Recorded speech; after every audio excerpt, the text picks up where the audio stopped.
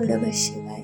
নমস্কার সবাইকে। আজকে হচ্ছে সোমবার, তাই সকাল সকাল ঘুম থেকে উঠিয়ে আমি স্নান টান করে পুজো দিয়ে দিয়েছি। পুজো যেহেতু দিদন সকালবেলা দিয়েই দেয়, তাই সোমবার বেলা আমি স্নান টান করে একদম উপোস রেখে একটু ফুল দিয়ে আর জল দিই। তারপর আমি এখানে মাথা মুছে একটু জল খেয়ে নিলাম। আমার সকালের একটা রুটিন, ঘুম থেকে উঠে মুখ ধোয়ার পর আমি একটু জল খেয়ে নিই। তারপর এই যে চা নিয়ে বসে পড়েছি, আর এই যে আমার কবচগুলো, এগুলো আজকে আমি শোধন করেছি, যেহেতু অনেক দিন থেকেই শোধন করিনি।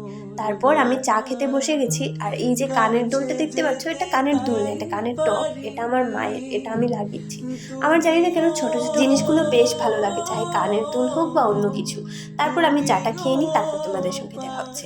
আমার মা চলে আসলো, ততক্ষণে আমি কিন্তু রিল ভিডিও অনেক কটা শ্যুট করে নিয়েছি। আর আজকে আমার মা আমার পছন্দের খাবার বানাবে। কি হচ্ছে জানো? আজকে খিচুড়ি। যেহেতু সোমবার আমরা নিরামিষ খাই, তাই আমার মা এখানে বানাচ্ছে খিচুড়ি। অনেক দিন থেকেই খিচুড়ি খেতে ইচ্ছে করছিল, তাই আজকে আমার মা বানিয়ে এনেছে। এখানে দাদু বসে বসে টিভি দেখছে। তারপর দাদুকে প্রথম খাওয়ান দেওয়া হয়ে গেল, তারপর আমরা সবাই মিলে বসে পড়েছি খেতে। এই যে আমার মা প্রথম টেস্ট করলো, বললো আজকে নাকি অনেক টেস্টি হয়েছে। তারপর এই যে দিদনও খেতে বসে গেছে, আর আমি একটু খিচুড়ির থালাটা নিয়ে একটু ঢং করছিলাম। মায়ের পেজের জন্য কয়েকটা ফটোশ্যুট করে দিয়েছি। খাওয়া দাওয়া করে এক টানা ঘুম দিয়ে উঠি আমি আমার ফোন চার্জে বসেছিলাম। এই দেখো আমার দাদু আমার সঙ্গে কি ঢং করছে। তারপর এখন যাবো স্টুডিওতে। দাদুর সঙ্গে অনেকক্ষণ ঢং তামাশা করার পর আমি চলে এসেছি স্টুডিওতে। আসার পর আমার চুলগুলো একটু শুকিয়ে নিলাম। সারাদিন থেকে জানি না আমার চুলটা কেন ভিজা হয়ে রয়েছে, শুকোয়নি।